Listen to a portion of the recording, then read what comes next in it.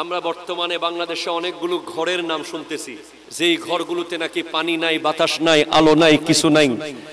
কবর এর চেয়ে আরো ভয়ানক।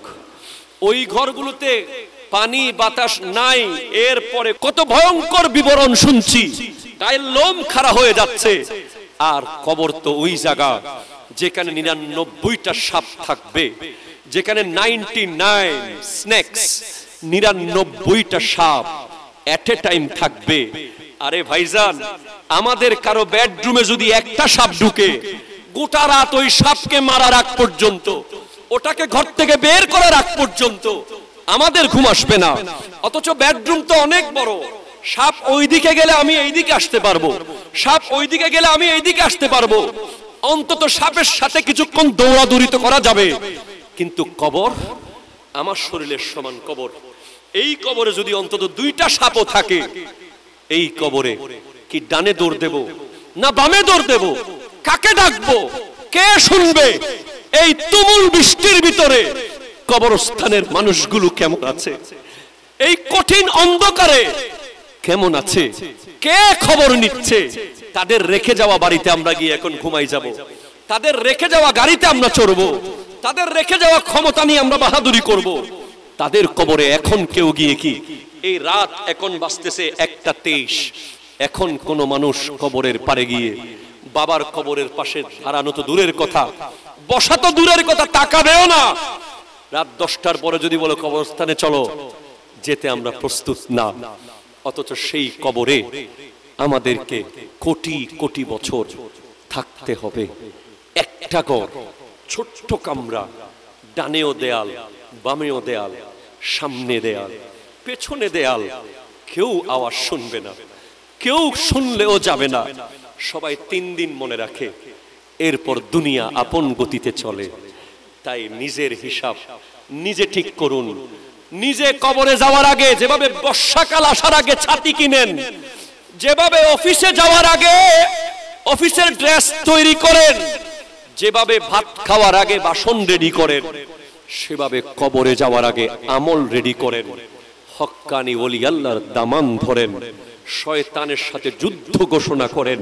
দুনিয়া একেবারে শেষ দিকে চলে এসেছে, যে কোনো মুহূর্তে চলে যেতে হবে। আজকে এশারের নামাজের পরে কালকে ফজরের নামাজ আর পড়তে পারবে না, এমন বহু মানুষ পৃথিবী ছেড়ে চলে যাচ্ছে।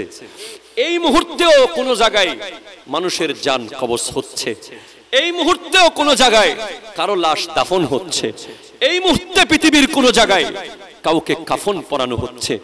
আজকে হক্কানি ওলির সান্নিধ্যে না থাকার কারণে আমার হোয়াটসঅ্যাপে একটা ভিডিও পাঠিয়েছে একজন, দেখলাম বাংলাদেশের এক মুসলিম নারী, তাকে জিজ্ঞেস করা হচ্ছে আমাদের শেষ নবীর নাম কি? সে বলতেছে শেষ নবীর নাম তো আমি জানি না। আপনি বুঝতে পারেন, চিন্তা করতে পারেন, এখন তাকে যদি আপনি বলিউডের একটা নায়ক নায়িকার নাম জিজ্ঞেস করেন, সে বলতে পারবে। তাকে যদি একটা ফুটবলারের নাম জিজ্ঞেস করেন, সে বলতে পারবে।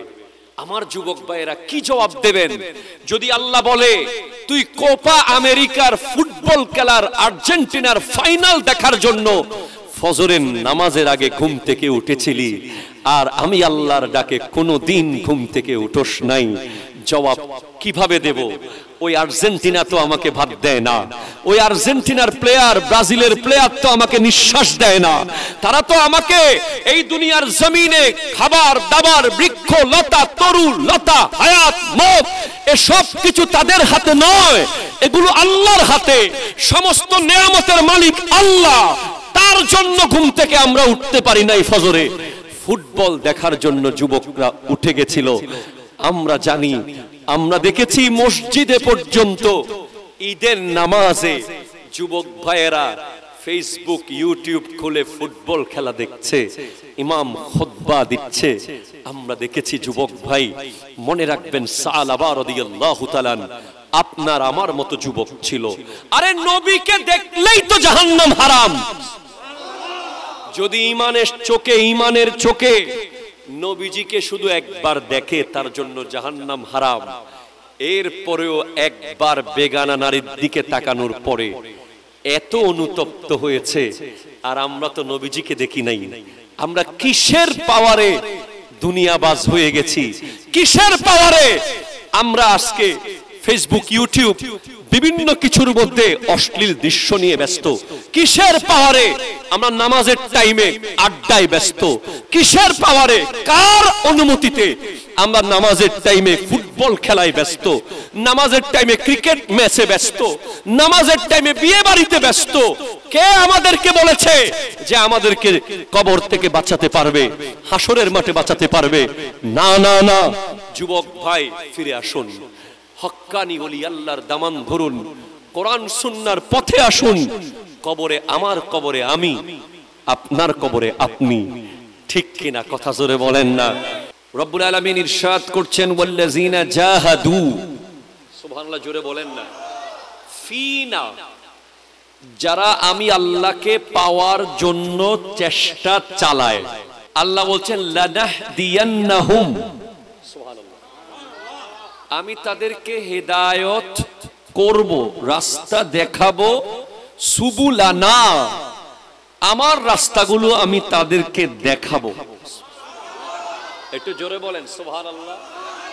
তার মানে চেষ্টা আপনাকে করতেই হবে, চেষ্টা আমাদেরকে। আল্লাহ কোথায় আছে, কিভাবে আল্লাহকে পাবো, কিভাবে আল্লাহকে রাজি করতে পারবো, সে ব্যাপারে যারা সার্বক্ষণিক ভাববে, দিনের কোন একটা অংশে সে ফিক্স রাখবে, এই টাইমটা আমি রাখলাম আল্লাহর খোঁজে, ব্যবসার খোঁজে না, চাকরির খোঁজে না, জমি জামা বাড়ি গাড়ির খোঁজে না। আমার এই টাইম ফিক্স, প্রতিদিন এত ঘন্টা এত মিনিট আমি রেখেছি আল্লাহর খোঁজে। এ চেষ্টা যারা করবে তাদেরকে আল্লাহ তার রাস্তায় হেদায়েত করবে। ওয়াদা করেছেন কে? আরো জোরে বলেন কে?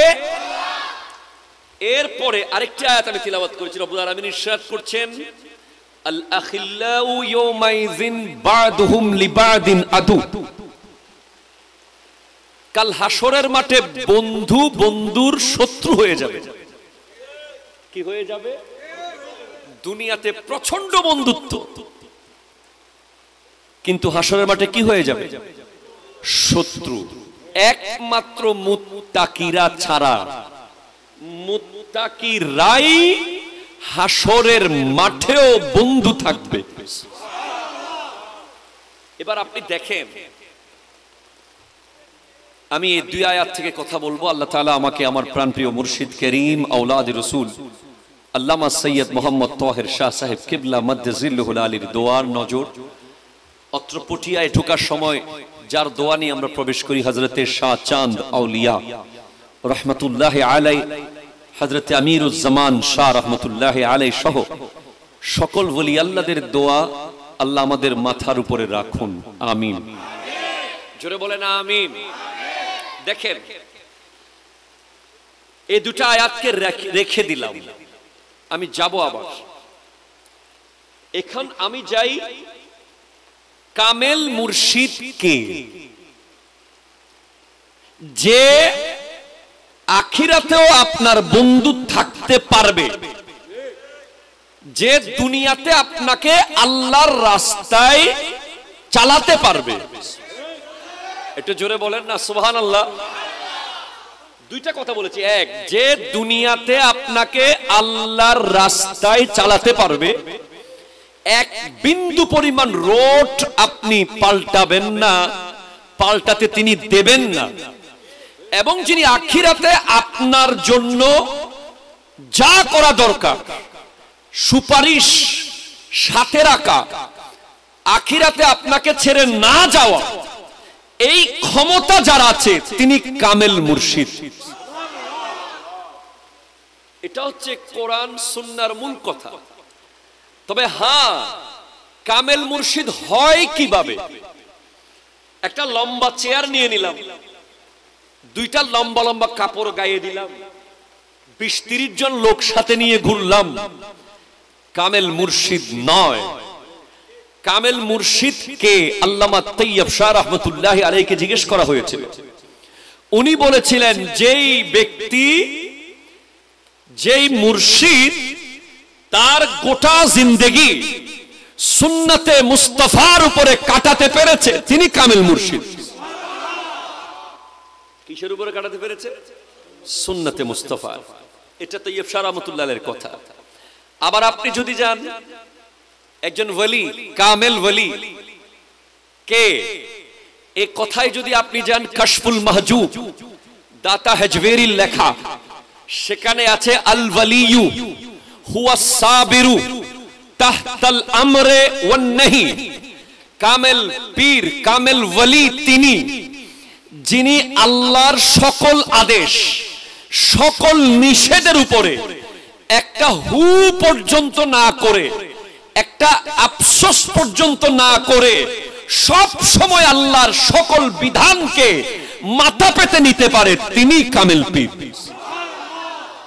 তিন কামেল পীর কে? ইমাম মালিক রাহমাতুল্লাহ আলাইহি। চার মাযহাবের চারজন ইমাম আছে। ইমাম আবু হানিফা রাহমাতুল্লাহ আলাইহি, ইমাম শাফিঈ রাহমাতুল্লাহ আলাইহি, ইমাম মালিক রাহমাতুল্লাহ আলাইহি, ইমামুদ দারিল হিজরা যিনি মদিনাতুল মুনাওয়ারায় যার বাড়ি, যিনি মদিনার রাস্তা দিয়ে হাঁটার সময় মদিনাতুল মুনাওয়ারার দেয়ালকে চুমু দিতেন, খেজুর গাছকে চুমু দিতেন, অলি গলির বালু কণাকে চুমু দিতেন। ওনাকে জিজ্ঞেস করা হতো, আপনি এত বড় মাযহাবের ইমাম, আপনি দেয়ালকে কেন চুমু দেন? আপনি খেজুর গাছ কেন চুমু দেন? আপনি মদিনার বালু কেন চুমু দেন? উনি বলে যে এজন্য চুমু দিই, হয়তো এই গাছ আমার নবীকে দেখেছে, হয়তো এই দেয়ালের দিকে আমার নবী তাকিয়েছেন, হয়তো এই বালু কণা আমার নবীর কদমে লেগেছে, সেজন্য চুমু দিই। আমরা তো বাংলাদেশ থেকে জীবনে কতবার হজে যাই, যাদের টাকা আছে অনেকবার হজে যাই, অথচ উনি ওনার বাড়ি মদিনাতুল মুনাওয়ারা, উনি মক্কাতুল মুকাররমায় প্রত্যেক বছর চাইলে হজ করতে পারতেন না, উনি জীবনে হজ করেছেন শুধু একবার। কেন? ফরজ হজ একবার করতে গিয়েছেন। সবচেয়ে দ্রুত হজের কাজ শেষ করে উনি ঘোড়া চালিয়ে চলে এসেছেন। প্রশ্ন করা হলো, কেন দৌড়ে চলে গেলেন?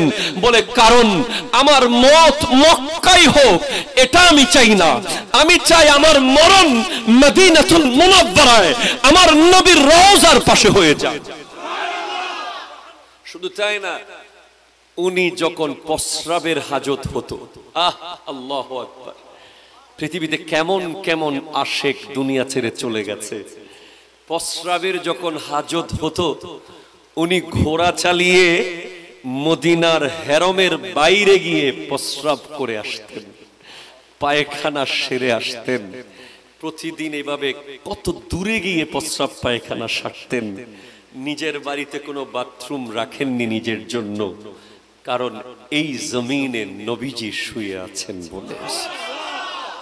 ওনার কাছে জিজ্ঞেস করা হচ্ছে, বলেন কামেল ওয়ালি, কামেল পীর চিনব কিভাবে? উনি বলছেন, মান তাফাক্কাহা। আরো জোরে বলেন সুবহানাল্লাহ। মান তাফাক্কাহা, এগুলো আপনাদের শোনা দরকার, কারণ বাংলাদেশে বর্তমানে হক্কানি ওলির চেয়ে ভণ্ড ওলির বাজার গরম। ঠিক কিনা কথা বলেন? আরো জোরে বলেন, কথা বলেন ঠিক কিনা? আমরা কখনো ভণ্ডদের পক্ষে ছিলাম না। আমরা আহলে সুন্নাত ওয়াল জামাত ভণ্ডামির বিরুদ্ধে সবসময় সোচ্চার। ওরসের নামে নাচ গান, রং তামাশা, মেলা, নাগর দোলা, এই বিষয়গুলোকে আমরা কখনো সাপোর্ট করি না। তবে যারা হক্কানি ওলি, তাদের শানে এক লাইন যদি কেউ বিদ্রুপ করে, তাদের মাজারে যদি একবার কেউ চোখ তুলে তাকায়, ওই চোখ আমরা রাখবো না। ঠিক কিনা কথা বলে? আমরা ভণ্ডামির বিরুদ্ধে, হকের পক্ষে। যারা এই বাংলাদেশের মানুষকে ইসলাম দিয়েছে, যারা এই বাংলাদেশের মানুষকে, এই দেশ ছিল ধর্মপাল, জয়পাল, লক্ষণ সেন, বল্লাল সেন, 12 ভূঁইয়া হিন্দু রাজত্ব ছিল এই দেশে। সেখানে আল্লাহর ওলিরা, শাহজালাল ইয়েমেনি, শাহ পরান, শাহ আমানত, মোল্লা মিসকিন, শাহ সুলতান বলখি, শাহ সুলতান রুমি, শাহ মখদুম রূপস, হযরতে মোহসিন আউলিয়া, হযরতে বদর আউলিয়া, হযরতে শাহ চাঁদ আউলিয়া, হযরতে কাতাল শাহ, হযরতে আহমদুল্লাহ কাদেরী, সুবহানাল্লাহ জোরে বলেন না, হযরতে আমিরুজ জামান শাহ, এভাবে আল্লাহর প্রিয় ওলিরা এদেশের মানুষকে মুসলমান বানিয়েছে। ঠিক কি না কথা বল? সুতরাং মাজারের ব্যাপারে কথা বলার সময় পৃথক করে বলতে হবে। হক্কানি ওলির মাজারে যেতে পারবেন জিয়ারত করতে, অন্য কোন নিয়তে যদি যান তাহলে আল্লাহ যুদ্ধ ঘোষণা করেছে, যারা আল্লাহর ওলির বিরুদ্ধে যাবে, শত্রুতামি করবে, তাদের সাথে যুদ্ধ করবেন কে? আরো জোরে বলেন কে? ভণ্ড আছে না নাই? জোরে কথা বললে আছে না নাই? অবশ্যই ভণ্ড আছে। আমরা সমস্ত ভণ্ডামির বিরুদ্ধে একমত। যারা মনে করে আমরা ভণ্ডামির সাথে, তারা ভুল, তারা অন্ধের স্বর্গে বাস করছে। ঠিক কিনা কথা বলেন? আমরা মাজারে সিজদা করাকে হারাম মনে করি। ঠিক কিনা বলেন? আমরা মাজারওয়ালাকে খোদা মনে করি না, মাজারওয়ালাকে খোদার বান্দা মনে করি।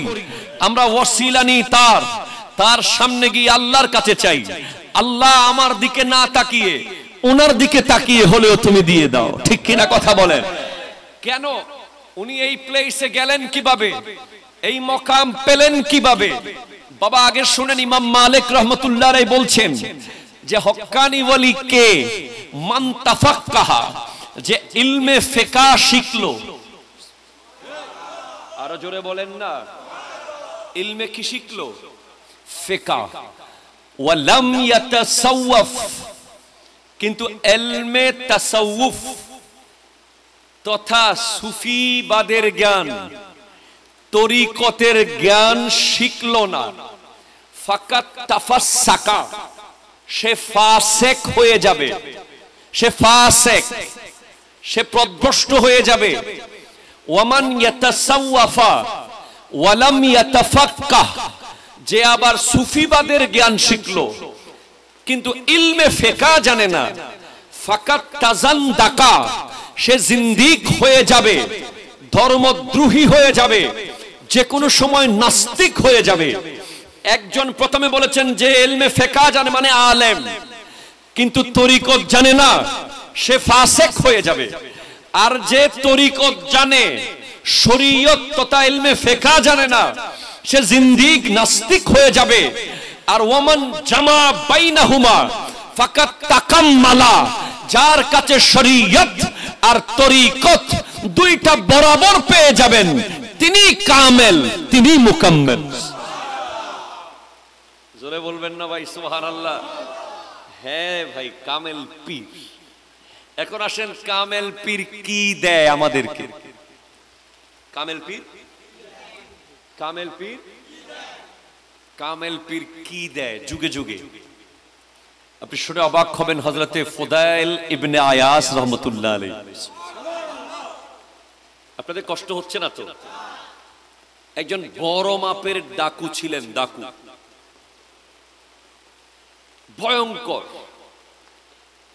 একদিন যখন যাচ্ছেন কাফেলা, উনি ডাকু হিসেবে যে কাজ করা সেটা করতে গেছেন। কাফেলার ভিতরে একজন কোরআন শরীফের একটা আয়াত তিলাওয়াত করলো। এই আয়াত শোনার পরে উনি এমন ভাবে হঠাৎ পাল্টে গেলেন, সাথে সাথে তওবা করলেন। তওবা করে যার মাল তাকে ফেরত দিয়ে দিচ্ছেন। এতদিন যাদের মাল ডাকাতি করেছেন তাদের বাসায় বাসায় গিয়ে ক্ষমা চাচ্ছেন। এক ইহুদির থেকে কিছু স্বর্ণের ইট ওনারা নিয়েছিলেন। ওই ইহুদিকে গিয়ে বলে, আপনার ইটের জন্য মাফ করে দেন। ইহুদি বলেন, না, ইটের বদলে ইট দিতে হবে। বলে, আমি কিভাবে দেব? সেগুলো তো অনেক আগেই আমার গ্রুপ খরচ করে ফেলেছে।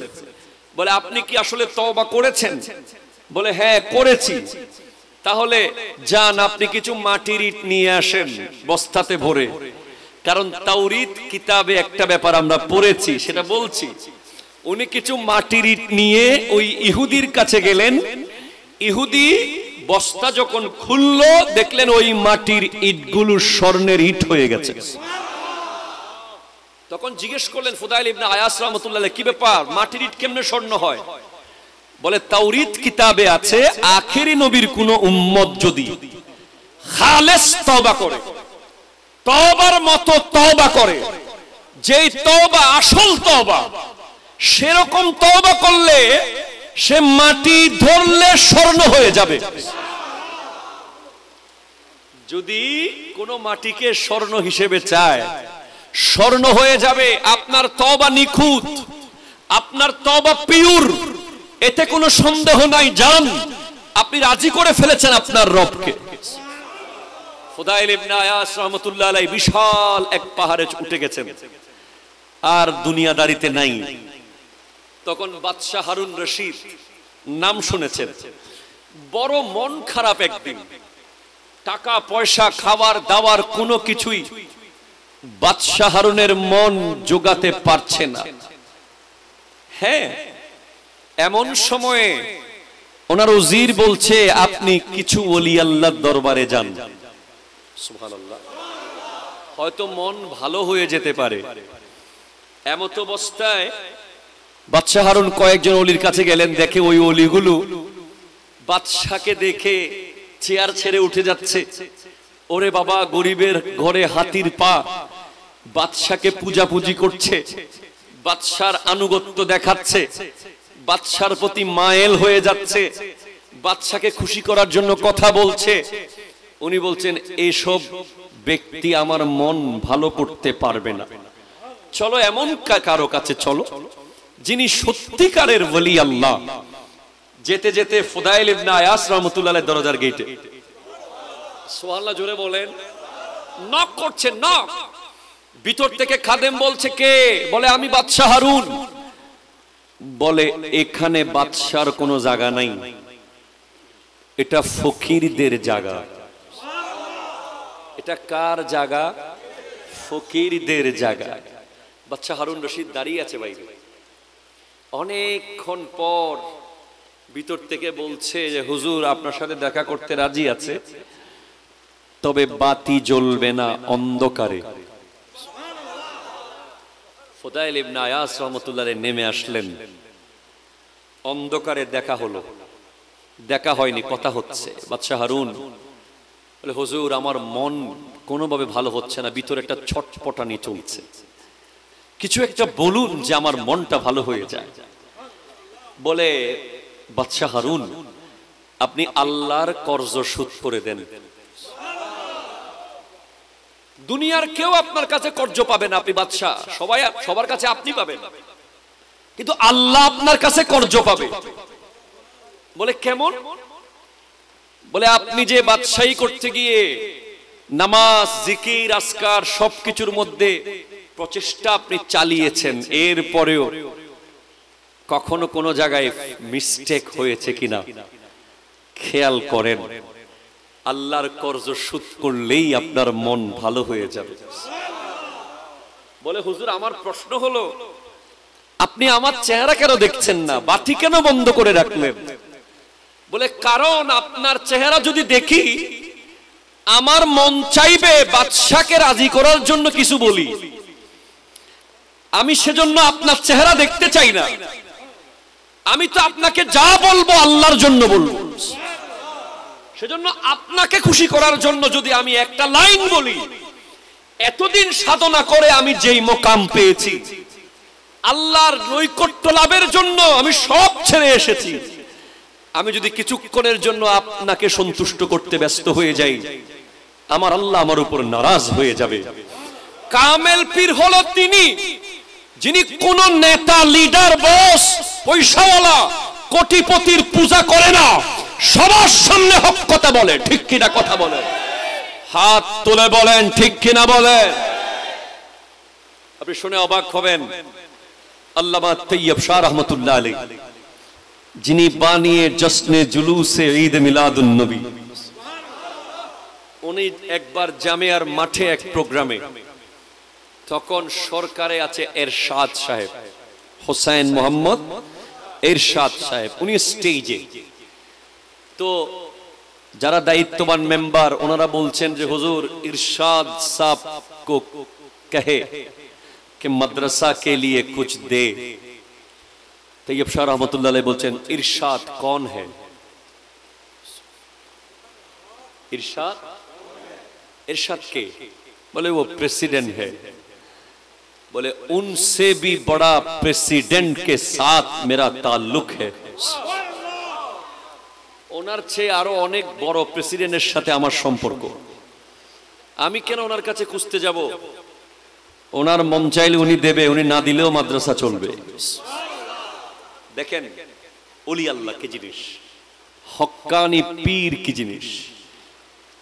এরপরে इलेक्शन सामने, बोले हुजूर इरशाद साहब के लिए दुआ कीजिए, सबको कह दे के उनको इलेक्शन में सिलेक्ट करे।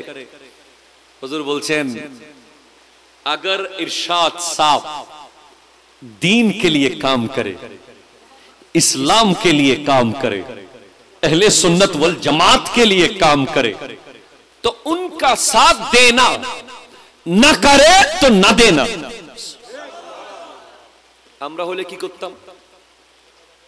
অবুক প্রেসিডেন্ট সাহেব কেন আর মাহফিল উঠাই গেল, ভোট দেবিনি হ। কথা বলেন, আপনারা কথা বলতেছেন না বাবা, আপনারা কথা বুঝেন নাই মনে হয়। যারা কামেল না তারা ডাইরেক্ট বলবে অবুক ইবেরে সাইড দি, আর উগ্গয়ালি হইব অবুক ইবেরে সাইড দি। আর যারা কামেল তারা ডাইরেক্ট বলে দেবে উনি যদি ইসলামের জন্য কাজ করে ওনাকে তোমরা ভোট দিও, না করলে দিও না। সুবহানাল্লাহ আপনি বলবেন না? কামেল পীর। অনেক কথা আছে। দেখেন কামেল পীরের প্রয়োজন কি শোনেন যুবক ভাই। কামেল পীর কি দেয় আমি বলেছি। কামেল পীর আমাদেরকে, আমরা অনেকে মনে করি যে আমার পীর সাহেব হুজুর আমাকে দরবারে যাব এক প্লেট বিরিয়ানি দিবে। কথা কোন না? অনেকের মনে থাকে না, মনে মনে নিয়ত থাকে দরবারে যাই মাজিয়ে দু বিরিয়ানি আর দু ভাত খাই চলে এসো, তবরুক খাইম, উদ্দেশ্য তবরুক। অথবা উদ্দেশ্য থাকে হুজুরের সাথে দেখা করব, ফু নিয়ে চলে আসবো দোয়া নিয়ে, ঠিক আছে সব। এগুলো আসল উদ্দেশ্য না। এডুকেটেড ইয়াং পিপল আপনারা শোনেন, কামেল পীর কি দেবে? কামেল পীর আপনাকে একটা দর্শন দেবে যেটার নাম হলো তাসাউফ। এটার নাম কি? আরো জোরে মুখস্থ করে বলেন কি? তাসাউফ। সুবহানাল্লাহ জোরে বলেন।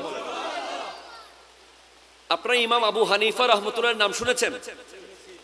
উনি চার মাযহাবের মধ্যে সবচেয়ে বড় ইমাম, ঠিক কিনা কথা বলেন? যার অনুসারী বিশ্বের সবচেয়ে বেশি। ওনার কি দরকার ভাই পীরের? উনি তো আমার নবীর অসংখ্য সাহাবাকে দেখেছেন, সাহাবায়ে কেরামের পিছে উনি নামাজ পড়েছেন। উনি এমন ব্যক্তি যিনি 500 আয়াত থেকে কোরআনের 70,000 মাসলা বের করেছেন। যিনি একটা গাছকে যদি স্বর্ণ বলতেন এটা স্বর্ণ প্রমাণ করার ক্ষমতা ওনার ছিল। এত বড় আলেম 3000 আয়াত থেকে মাসলা বের, 3000 হাদিস থেকে মাসলা বের করেছেন, 500 আয়াত থেকে মাসলা বের করেছেন। ইমাম আবু হানিফা রাহমাতুল্লাহ আলাইহি, নোমান ইবনে সাবিত রাদিয়াল্লাহু তাআলা আন, ওনার কি দরকার পীরের? এরপরে উনি বলছেন লাউলা সানাতান লা হালাকান নোমান, আমি যদি 2টা বছর ইমাম জাফরে সাদেক রাদিয়াল্লাহু তাআলা আনহুর সান্নিধ্যে না থাকতাম, ওনাকে পীর না মানতাম, আমি আবু হানিফা ধ্বংস হয়ে যেতাম। আল্লাহু আকবার জোরে বলেন। এত বড় ইমাম হয়ে উনি বলছেন আমি 2 বছর যদি ইমাম জাফর, যিনি বাবা মার দিক থেকে হাসানি হোসাইনি, যার রক্তে ইমাম হুসাইন পাকের রক্ত আছে, ইমাম হাসানে মুজতবার রক্ত আছে, যিনি মাওলা আলীর বেটা, ফাতেমাতুজ জাহরার বেটা, ওই নসল দিয়ে যিনি এসেছেন, যার প্রজ্ঞা, যার জ্ঞান, যার বাবা সৈয়দ গিয়াসউদ্দিন রাদিয়াল্লাহু তাআলা আন, যার মা উম্মুল ওয়ারা মাহে নূর, যার চেহারা দেখে এই ভারতে 1 কোটি মানুষ কাছাকাছি ইসলাম কবুল করেছে। চেহারা দেখে দেখে। ওনার কি দরকার পীরের ভাই? ওনার কি দরকার ছিল পীরের? এত বড় জাত, এত বড় পরিবারের সন্তান, যার পরিবারের সব আওলাদ রাসূল, এরপরেও তিনি 10 বছর খিদমত করেছেন পীর হযরতে খাজা উসমান হারওয়ানি। পীরের বোঝা মাথায় নিয়ে নিয়ে 10 বছর ঘুরেছেন। কেন? কারণ পীর লাগবে।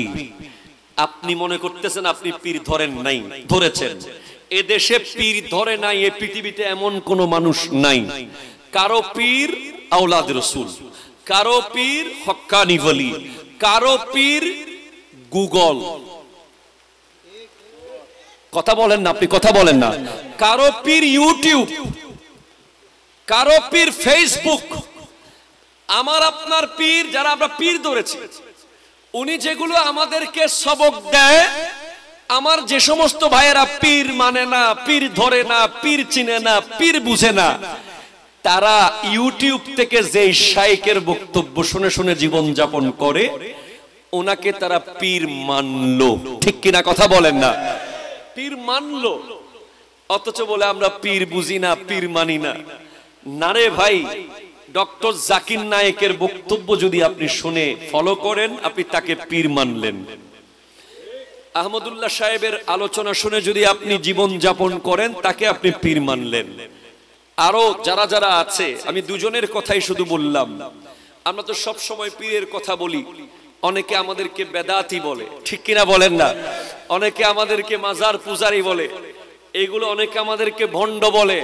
এগুলো সম্পূর্ণ কিছু শব্দ বোমা, মিথ্যা তোহমত।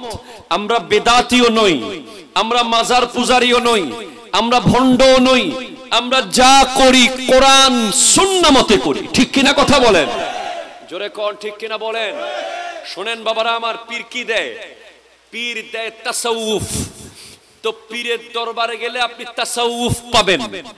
এই যে আপনারা যারা রাজনীতি করেন, প্রথমে ইউনিয়ন পর্যায়ে আপনাকে কাজ করতে হয়, সেখান থেকে আপনি থানা পর্যায়ে যান। যদি আপনি দক্ষতা দেখাতে পারেন, ত্যাগ স্বীকার করতে পারেন, কষ্ট পেতে পারেন, কষ্ট মানতে পারেন, জেল জুলুম সহ্য করতে পারেন, আপনি থানা পর্যায়ে যান। থানা পর্যায়ে জেল জুলুম সহ্য করতে পারলে জেলা পর্যায়ে যান। জেলা পর্যায়ে সমস্ত বাধা বিপত্তি, কষ্ট, পরিশ্রম, জীবনের মুহূর্তগুলো কোরবান করতে পারলে রাষ্ট্রীয় পর্যায়ে যান। সেভাবে তরিকতেও কিছু পর্যায় আছে। সুবহানাল্লাহ বলবেন না মনে হয় আপনারা? তো দরুদ শরীফ পড়ুন। আল্লাহুম্মা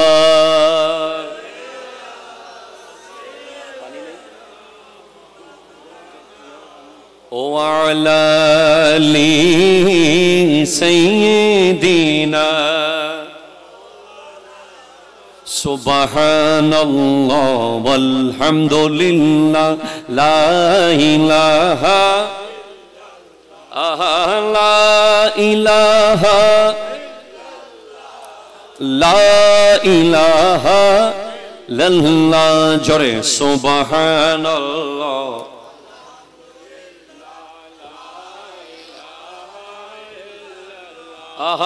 লা ইলাহা লা ইলাহা। একটু জোরে বলেন সুবহানাল্লাহ, জোরে বলেন। দাখিল, আলিম, ফাজিল, কামিল, ম্যাট্রিক, ইন্টার, অনার্স, মাস্টার্স, আছে না নাই? সেইভাবে তরিকতেরও কিছু পর্যায় আছে। এগুলো জানতে হবে ভাই, এগুলো আমাদেরকে কখনো এই ওয়াজ হয় না। তরিকতের পীরের ওয়াজে শুধু চলে এই কারামতের কথা আর এই চংবং। আসলে কি তাসাউফ কি বলেন তো? এখানে 4টা শব্দ আছে, 4টা অক্ষর আছে। তা কি বলেন তো? 2 নম্বর হচ্ছে ওয়া। 2 নম্বর কি? না সরি, প্রথমে তা, তারপরে 2 নম্বর হচ্ছে সদ। কি বলেন তো? 3 নম্বরে হচ্ছে ওয়া। 3 নম্বরে কি? 4 নম্বরে হচ্ছে ফা। কয়টা অক্ষর হলো? আবার বলেন। তা, সদ, ওয়াও, ফা। আবার বলেন। তা, সদ, ওয়াও, ফা। সুবহানাল্লাহ। এই 4টা দিয়ে কি হয়? তা মানে তওবা। তা দিয়ে কি বোঝানো হচ্ছে? আরো জোরে বলেন কি? তওবা। আপনি যে পীরকেই ধরেন না কেন, ওই পীরের প্রথম কাজ হবে আপনাকে তওবা করিয়ে দেওয়া। কি করিয়ে দেওয়া? আরো জোরে বলেন কি করিয়ে দেওয়া? তওবা। অতীতের সব গুনার ব্যাপারে তওবা। হ্যাঁ, তওবা করার পরে কিছু জিনিস রয়ে যায়, সেটা হলো অন্যের হক। কারো জায়গা, কারো দোকান, কারো গাছ, কারো ফল, কারো জমি যদি আপনি জবর দখল করেন, কারো এক পয়সা হক, একটা পয়সা যদি আপনি খেয়ে থাকেন, এই হক তওবা করলে মাফ হবে না।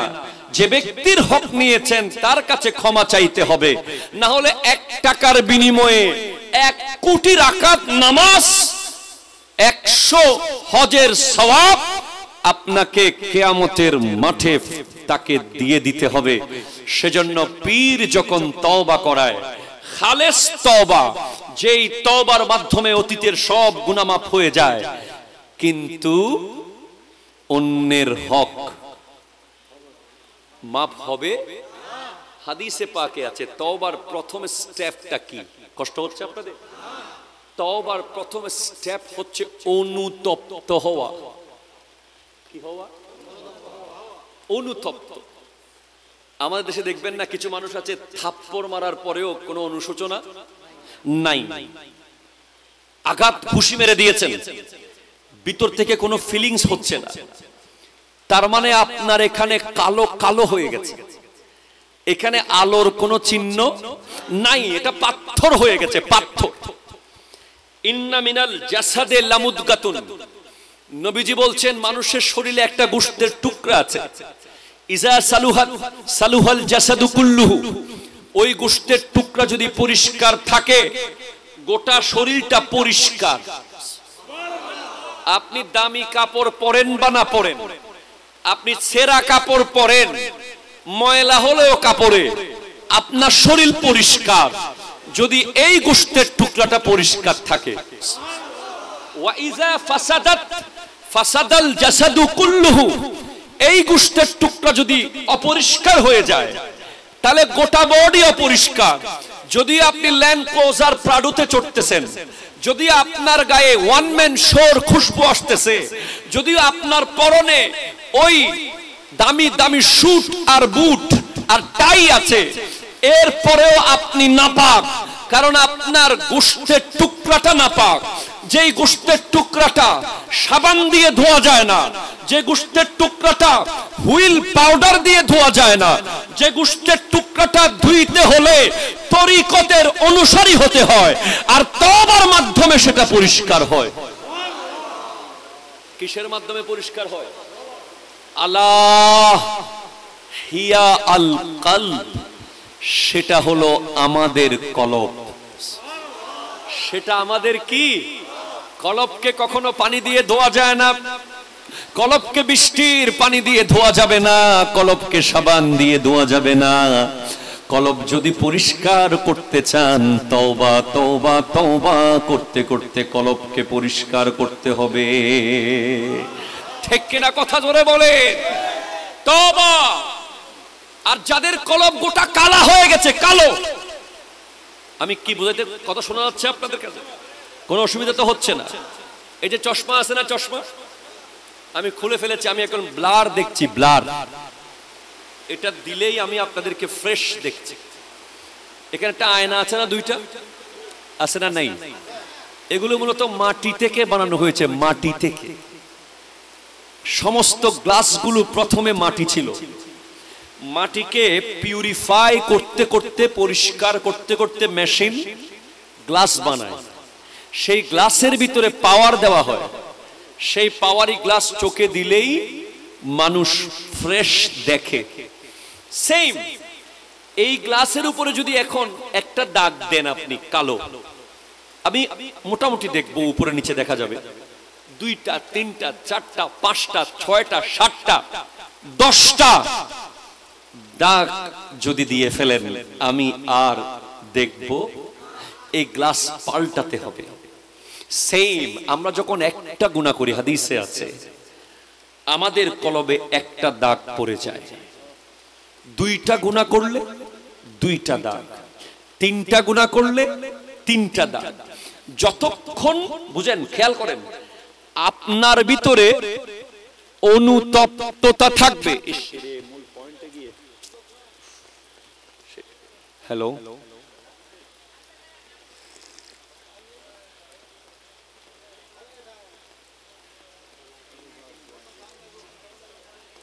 তোরা কিশোর, তোমরা কি চাইতেছো আজকে? আজকে কি বিষয়ে কথা চাইতেছো তোমরা? আচ্ছা বলবো।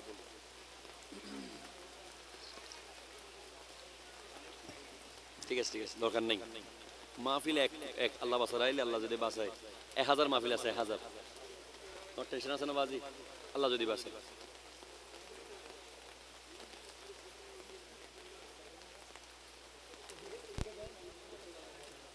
হ্যাঁ চাইলে আমরা শেষ করে দিই 1 ঘন্টা ভিতরে। 1 ঘন্টা তো কোনো হোটেল লাইনে তো না যায় হজুর, শেষ করে দিন না তাহলে।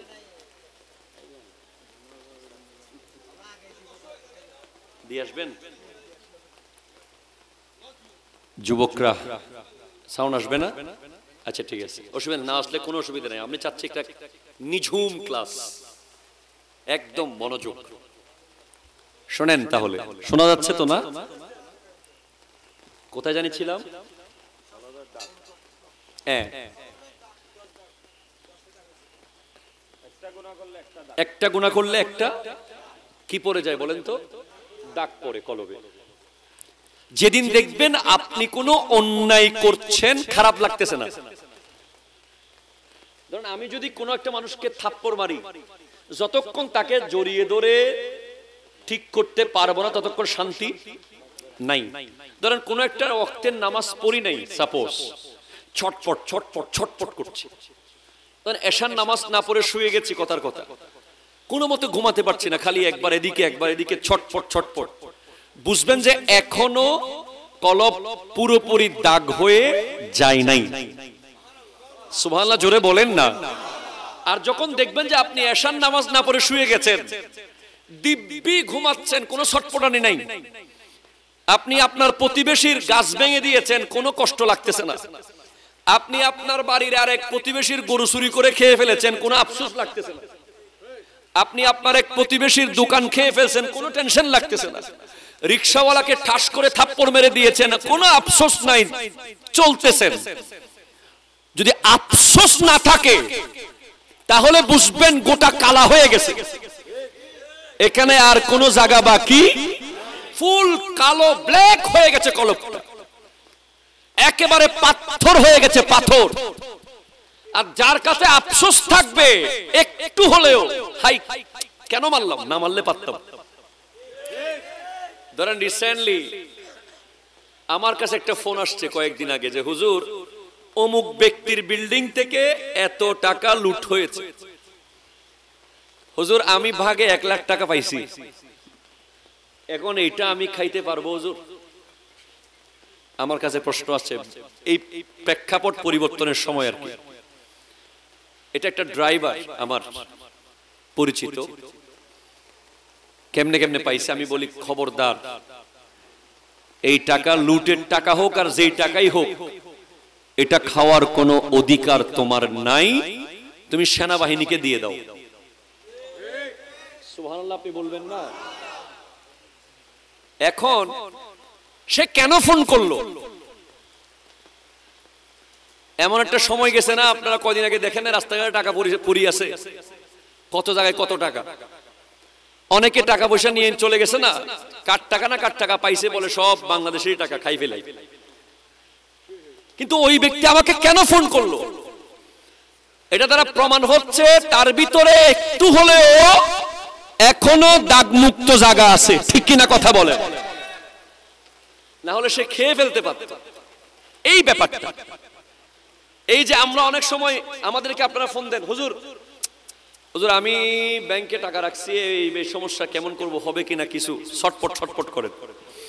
হুজুর আমার ভাই এটা আনছে, আমি এটা রাখতে পারবো কিনা, ভাই হুজুর আমার এই সমস্যা।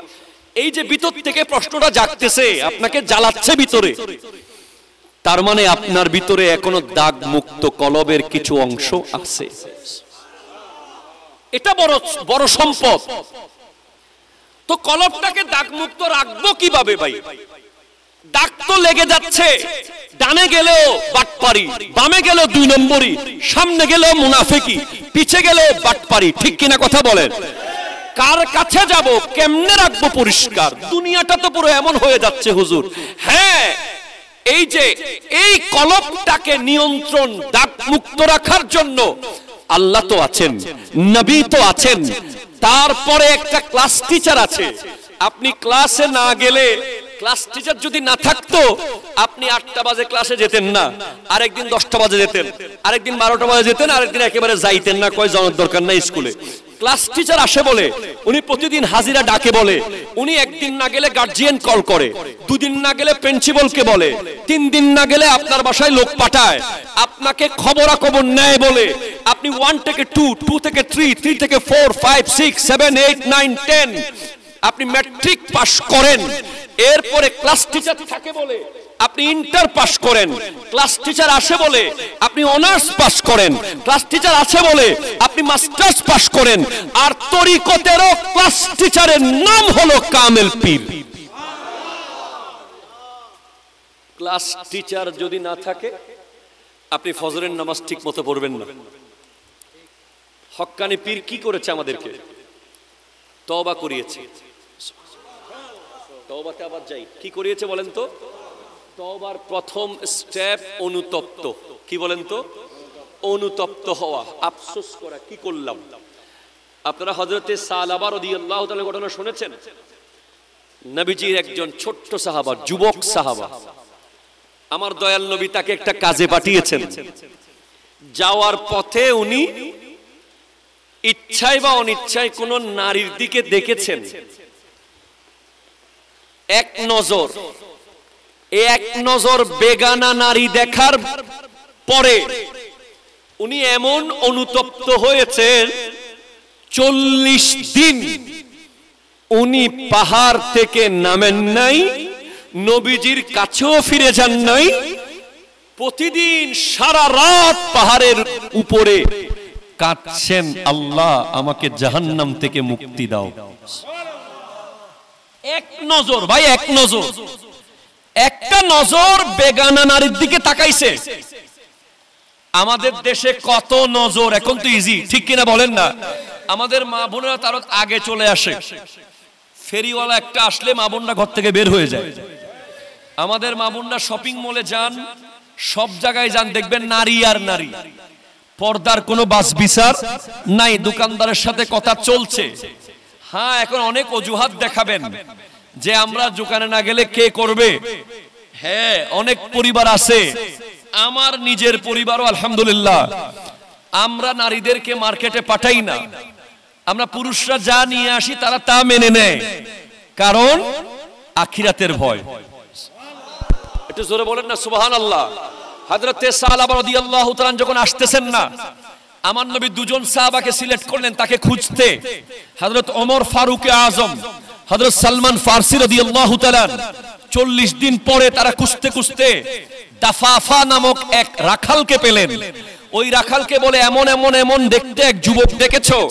বলে, প্রতিদিন জাহান্নাম থেকে পানা চায় ওই যুবকটা মনে হয়। বলে, কোথায় থাকে সে? বলে, সে এই পাহাড়ে থাকে, সকালবেলা নামে, একটু করে নেমে কিছুক্ষণ কাজ করে, একটু করে কাজের ফল সামান্য কিছু খেয়ে আবার পাহাড়ে সারা রাত আল্লাহর দরবারে কাঁদে। সকালবেলা ওমর ফারুক আজম রাদিয়াল্লাহু তাআলা দাঁড়িয়ে আছেন। হযরতে সালাবা নামার সাথে সাথে যখন ওমর ফারুক আজমকে দেখলেন, উনি ভয়ে কোনো পালিয়ে যাবেন কিনা, এজন্য ফারুক আজম দূর থেকে বলছেন, আল আমান, আল আমান, নিরাপত্তা, নিরাপত্তা। আল্লাহ তোমাকে মাফ করে দিয়েছে, দাঁড়াও সালাবা। বলেন, না, আমি বড় জুলুম করে ফেলেছি, আমি আমার নবীর সাহাবা, নবী যে আমাকে মহব্বত করে, আমার চোখ কিভাবে বেগানার দিকে গেল, আমি এজন্য নিজেকে ক্ষমা করতে পারছি না। হযরত ওমর ফারুক আজম বলেন, নবীজি তোমাকে যেতে বলেছে। হযরতে সালাবা বলেন, ওমর, ওগো ওমর ফারুকে আজম আমাকে নবীজির কাছে নিয়ে যাবেন ঠিক, তবে নবীজি নামাজে থাকা অবস্থায় নিবেন, যাতে নামাজে নবীর পিছে আমি নামাজ পড়ে আমার গুনাহগুলো মাফ হয়ে যায়। আমার নবী ফজরের নামাজে দাঁড়িয়েছেন, কথা মতো পেছনে হযরতে সালাবা গিয়ে নামাজ পড়েছেন। আমার নবীর কাছে এক গুনাহগার এসে বলে, ইয়া রাসূলুল্লাহ, আমি অনেক গুনাহ করেছি, আমাকে শাস্তি দেন, অনেক গুনাহ করেছি, আমাকে শাস্তি দেন। বলে, তুমি কি আমার সাথে নামাজ পড়ো নাই? বলে, পড়েছি। যাও, তোমার গুনাহ মাফ হয়ে গেছে। হ্যাঁ ভাই, হযরতে সালাবা নামাজ আদায় করার পরে আমার নবীর সাথে কথা শুরু হলো, ইয়া রাসূলুল্লাহ, আমার ব্যাপারে কি আয়াত এসে গেছে? আমার ব্যাপারে শাস্তির খবর কি পেয়ে গেছেন? আমি কি ক্ষমা পাবো নাকি আমাকে আল্লাহ মাফ করবেন না? তখন নবীজি তাকে শিখিয়ে দিচ্ছেন, আল্লাহুম্মা রাব্বানা আতিনা ফিদ দুনিয়া হাসানা ওয়া ফিল আখিরাতি হাসানা ওয়া কিনা আযাবান নার। সুবহানাল্লাহ, জোরে বলেন। বলে, আল্লাহ, ইয়া রাসূলুল্লাহ, এটা পড়ে কি হবে? আমার গুনাহ তো অনেক বড়। নবীজি বলছেন, আল্লাহর কোরআন তার চেয়ে বড়। হযরতে সালাবাকে নবীজি বলেন, যাও, তুমি ঘরে চলে যাও। ঘরে চলে গেছে হযরতে সালাবা। সেদিন তিনি অসুস্থ হয়ে গেছেন। একদিন, 2 দিন, 3 দিন, 8 দিন অসুস্থ ছিলেন। 8 দিনে সাহাবায়ে কেরাম খবর পেলেন, নবীজিকে ডাকা পাঠালেন, ইয়া রাসূলুল্লাহ, আপনার কলিজার টুকরা যুবক সাহাবা আজ অসুস্থ, মৃত্যুর পথে। নবীজি যাওয়ার পরে সালাবা শুয়ে আছে জমিনে। নবীজি হযরতে সালাবার মাথা কুল মুবারকে নিলেন। সালাবা বলে, ইয়া রাসূলুল্লাহ, আমি বড় গুনাহগার, আমার মাথা আপনার কোলে নিয়েন না। আমার নবী বলেন, সালাবা, তোমাকে আল্লাহ মাফ করে দিয়েছে। তুমি সামান্য একটা গুনাহ করেছো, এটার জন্য এত এত এত আফসোস করেছো, এত অনুতপ্ত হয়েছো। বলে, তোমার কেমন লাগছে? বলে, ইয়া রাসূলুল্লাহ, আমার মনে হচ্ছে আমার হাড্ডি এবং চামড়ার ভিতর দিয়ে কি যেন হাঁটছে। তখন তার রূহ কবজ করা হচ্ছিল, রূহ কবজ করা হচ্ছিল। আমার নবী বলে, আল্লাহ, আমার সালাবা। জিবরিল আমিন এসে বলে, ইয়া রাসূলুল্লাহ, আল্লাহ বলেছেন যে সালাবা রাদিয়াল্লাহু তাআলা আন, এই বান্দা যত গুনাহ করুক, তার গুনাহ যতটুকু হোক, আল্লাহ তার চেয়ে বেশি রহমত নিয়ে তার সামনে হাজির হবে।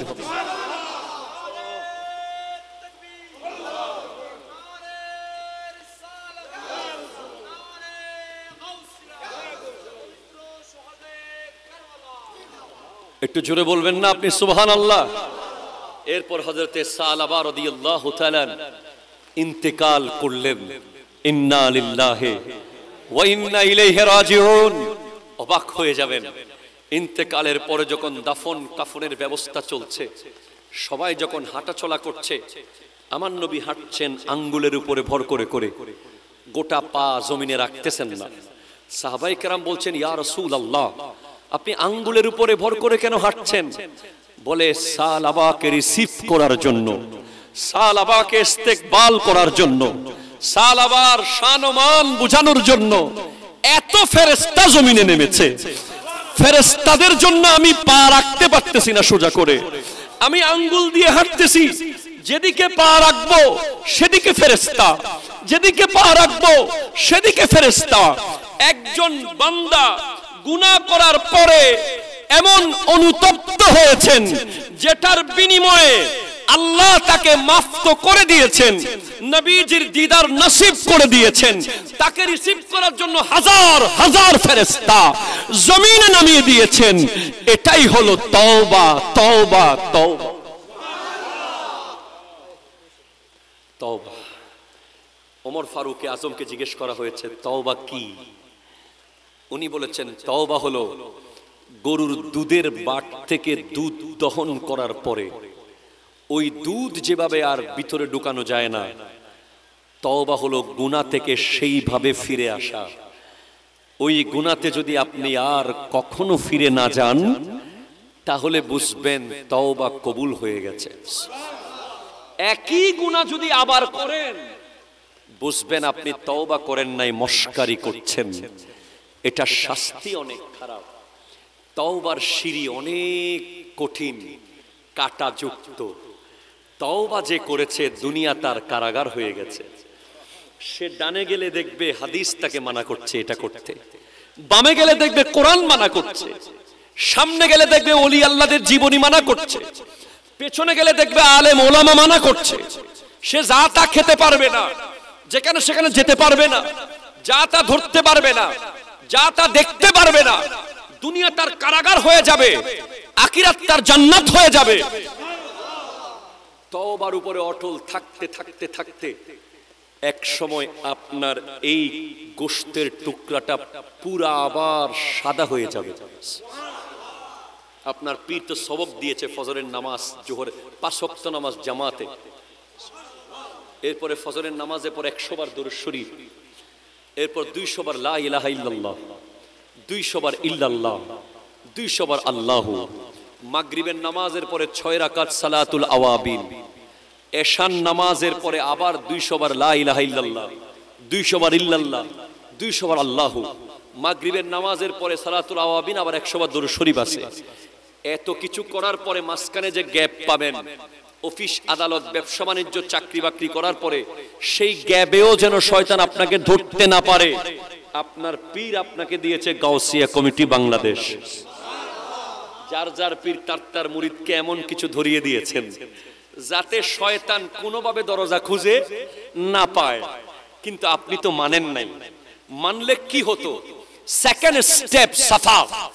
এটা গোটা পরিষ্কার হয়ে গেলে আপনি সেকেন্ড সিঁড়িতে যাবেন। সাফা, সাফা মানে ট্রান্সপারেন্সি, স্বচ্ছ পরিষ্কার হয়ে গেছেন। ওই পরিষ্কারের উপরে থাকতে পারলে সুদ খাচ্ছেন না, ঘুষ খাচ্ছেন না, উল্টা পাল্টা জবে করে খাবার খাচ্ছেন না, যেখানে সেখানে কথা বলছেন না, কথা বললেই জিকির, না হলে দরুদ, নামাজ তরক হচ্ছে না, কোরআন সুন্নাহর বাইরে কিচ্ছু হচ্ছে না। সাফার উপরে দাঁড়িয়ে আছেন, দাঁড়াতে দাঁড়াতে দাঁড়াতে দাঁড়াতে হঠাৎ দেখবেন আপনি ওলি হয়ে গেছেন। বেলায়েতের দরজা খুলে গেছে। আল্লাহ ফেরেশতা জিবরিল আমিনকে বলবে, জিবরাইল, আমার এই বান্দা তওবা করেছে, সেখান থেকে সাফাতে গিয়েছে। এরপরে সে সাফার উপরে অটল থাকতে থাকতে সে এখন বেলায়েতের মকামে পৌঁছে গেছে। যাও জিবরিল, আমি তাকে ভালোবাসি, ইন্নী উহিব্বু ফুলানান ফাআহবিবহু, তুমিও তাকে ভালোবাসো। জিবরিল আমিন বলবেন, আমি তাকে ভালোবেসে ফেলেছি। ফেরেশতাদেরকে বলো তাকে যেন ভালোবাসে, ফেরেশতারাও ভালোবাসবে। যাও জমিনে গিয়ে ওই এলাকার সব মানুষের হৃদয়ে তার ভালোবাসা ঢুকিয়ে দাও। আপনি দেখেন না, আল্লামা সৈয়দ মোহাম্মদ তাহের শাহ সাহেব কেবলা যখন আসে পাকিস্তান থেকে, 70 লাখ মানুষ জুলুসে হাজির হয়, ওনার চেহারা দেখেই মানুষ পাগল। যিনি বেলায়েতের মকামে পৌঁছে যাবেন, তার চেহারা এমন হবে, আপনি দূর থেকে তাকে অনেক গালি দিবেন, ঠিক সামনে গেলেই আপনি তার দিওয়ানা হয়ে যাবেন। ইজা রুউ যুকিরাল্লাহ, যাদের চেহারা দেখলে আল্লাহর কথা মনে পড়ে যায়, তারাই হলো হক্কানি ওলি। আরো জোরে বলবেন না সুবহানাল্লাহ। এরপরে বেলায়েতের মকামে থাকতে থাকতে থাকতে থাকতে সর্বশেষ স্টেপ হলো ফানা। ফা দিয়ে ফানা, ফা দিয়ে ফানা, তা দিয়ে তওবা, সোয়াদ দিয়ে সাফা, ওয়া দিয়ে বিলায়ত, ফা দিয়ে ফানা।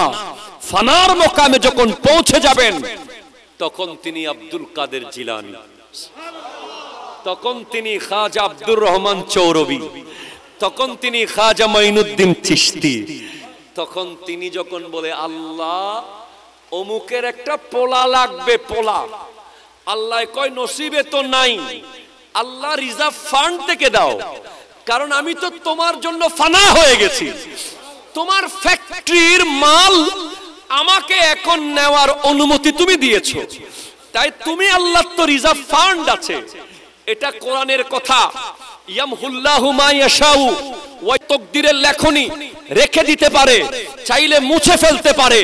আল্লাহর কাছে তাকদীরের উপরে আরেকটা ফান্ড আছে, রিজার্ভ ফান্ড। নসিবে পোলা না থাকলেও আব্দুল কাদের জিলানী রাহমাতুল্লাহ আলাইহির মতো বলি আল্লাহর কাছ থেকে পোলা নিয়ে দিতে পারে। নসিবে না থাকলেও মা আর বাবার দোয়া, ও সুবহানাল্লাহ, হল শেষবারের মতো হল, মা আর বাবার দোয়া আপনার নসিবে হায়াতকে 10 বছর বাড়াই দিতে পারে। নসিবে না থাকলেও উস্তাদের দোয়া একটা দামিশকে মুহাদ্দিস বানিয়ে দিতে পারে। কিছু ব্যক্তি আছে যারা দোয়া করলে নসিব পাল্টে যায়। হক্কানি বলি, বাবা মা, ওস্তাদ, মুরব্বী, একটু জোরে বলবেন না আপনি সুবহানাল্লাহ? বাবাজান, তাহলে কি বুঝলেন আমার বিষয়? কামেল মুর্শিদের প্রয়োজনীয়তা কি সেটাই আমি বুঝিয়েছি। একজন কামিল মুর্শিদ যদি আপনার থাকে, উনি আপনাকে দেখভাল করবে। আমি যেখানেই যাই, যখন যেখানে যা করি, আমার মনে পড়ে যে আমার হুজুর কিবলার কাছে আমি ওয়াদা করেছি, वो काम करेंगे जिससे अल्लाह रसूल राजी हो, वो काम नहीं करेंगे जिससे আল্লাহ রসুল নারাজ হো। সেজন্য বড় সাবধান থাকেন। দুনিয়া একেবারে শেষ দিকে চলে এসেছে, যে কোনো মুহূর্তে চলে যেতে হবে। আজকে এশারের নামাজের পরে কালকে ফজরের নামাজ আর পড়তে পারবে না, এমন বহু মানুষ পৃথিবী ছেড়ে চলে যাচ্ছে। এই মুহূর্তেও কোনো জায়গায় মানুষের জান কবজ হচ্ছে, এই মুহূর্তেও কোনো জায়গায় কারো লাশ দাফন হচ্ছে, এই মুহূর্তে পৃথিবীর কোনো জায়গায় কাউকে কাফন পরানো হচ্ছে। আজকে হক্কানি ওলির সান্নিধ্যে না থাকার কারণে আমার হোয়াটসঅ্যাপে একটা ভিডিও পাঠিয়েছে একজন, দেখলাম বাংলাদেশের এক মুসলিম নারী, তাকে জিজ্ঞেস করা হচ্ছে আমাদের শেষ নবীর নাম কি? সে বলতেছে শেষ নবীর নাম তো আমি জানি না। আপনি বুঝতে পারেন, চিন্তা করতে পারেন, এখন তাকে যদি আপনি বলিউডের একটা নায়ক নায়িকার নাম জিজ্ঞেস করেন, সে বলতে পারবে। তাকে যদি একটা ফুটবলারের নাম জিজ্ঞেস করেন, সে বলতে পারবে।